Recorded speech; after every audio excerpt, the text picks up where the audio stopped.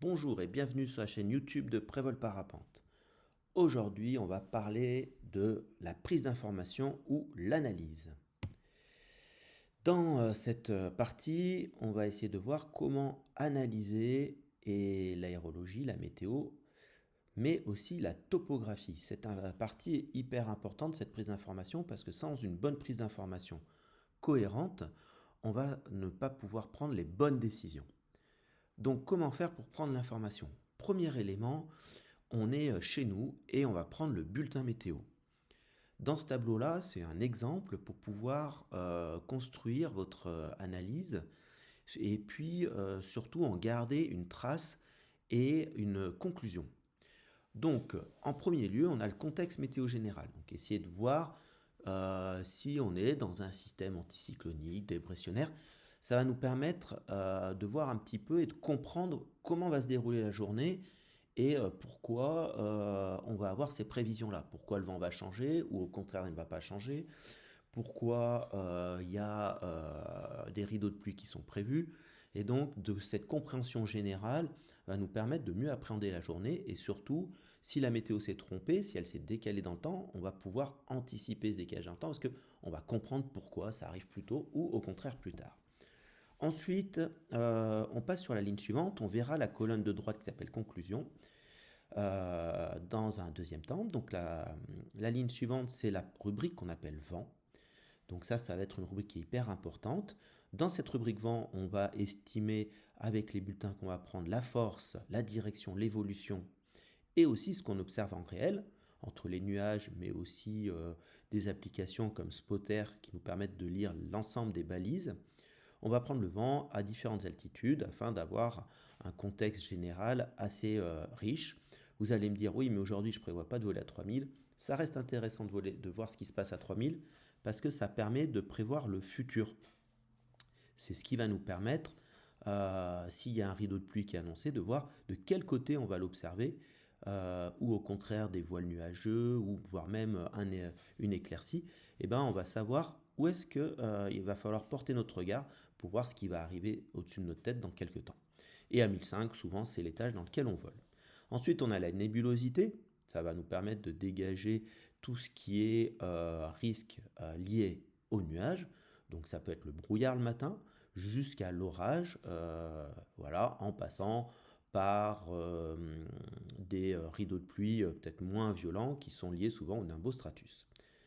Ensuite, on a stabilité-instabilité, donc ça va nous permettre soit de déterminer, suivant notre niveau, les risques de turbulence géothermique, soit au contraire les possibilités de vol de performance grâce aux thermiques, notamment en évaluant leur force, mais aussi la hauteur des plafonds. Une fois qu'on a fait ce panel-là de notre météo du jour, on va faire des conclusions. Donc, suivant le contexte météo général, est-ce qu'il y a des risques d'évolution rapide ou pas? Et ensuite, suivant les autres items, on va essayer de déterminer les risques ou les facteurs qui vont influer notre performance. Les risques, c'est plutôt sur le niveau de brevets de pilotes initiaux et brevets de pilotes, mais ça existe aussi sur les brevets de pilotes confirmés. Un risque orageux, c'est un risque pour tout le monde. Du vent fort, c'est un risque pour tout le monde.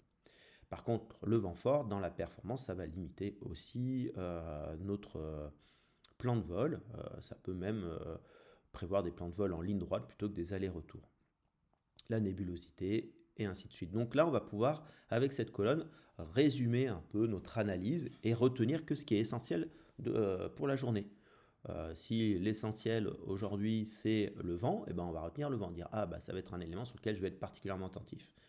Si aujourd'hui on a un risque orageux, et ben alors là je vais être particulièrement attentif au risque orageux.